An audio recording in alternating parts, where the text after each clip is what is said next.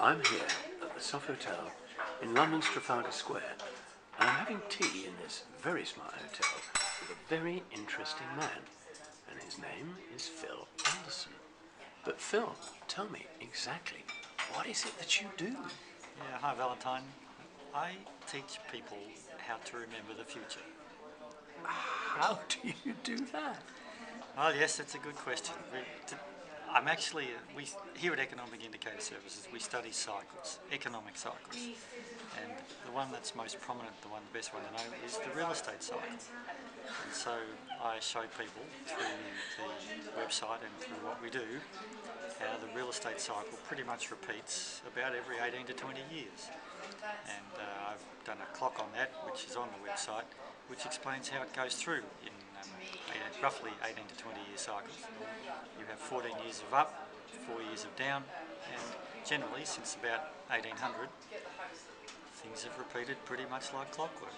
But if anybody else had got onto this, which they should have done many years ago, people wouldn't have lost fortunes in property. Well, yes, now people have seen the benefits of some of this knowledge. I tried to explain this in 2006 and 2007 to people, but well, not a lot of people were listening because the prevailing attitude was that real estate prices go up forever. As most people around the world have seen now, they actually don't. And there is a cycle, and now that we're approaching the bottom, I try to tell people that it's a great time now to be investing. Trouble is, nobody's got any money, or if they have got money, they need a loan, and they can't get a loan. And that's the cycle. And so you've got to try and be a little bit counter-cyclical and prepare for it at the top so that you're cashed up at the bottom. But you've written a book about this, haven't you? I have written a book. The book's called The Secret Life of Real Estate and Banking. This is also, you can see this around the site various times. It's been, I've had some interesting feedback on the book. It's been most gratifying, really. People who've read the book have been bothered enough to write back and say how profoundly interesting that they found it and how useful. It's good. It's been fantastic.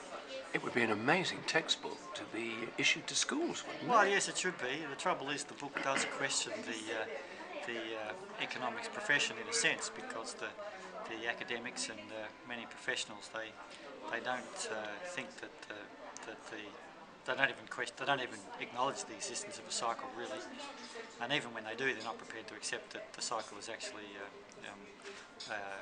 working and can be described, let alone forecast. So but it would be good for them to show. You haven't had any positive feedback from the economists? Oh no, I have. They They do.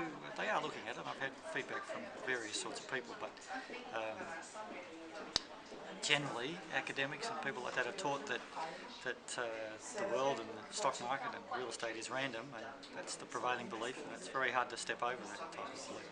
And people tend to believe in luck. Yes, they do. They believe in luck, but generally, as I try to show on the website and through the book, once you get to the causal nature of the real estate cycle and the causal nature of behaviour, if you take a certain type of behaviour and you watch that manifest, if you can see the cause behind it, it's very easy to forecast the result.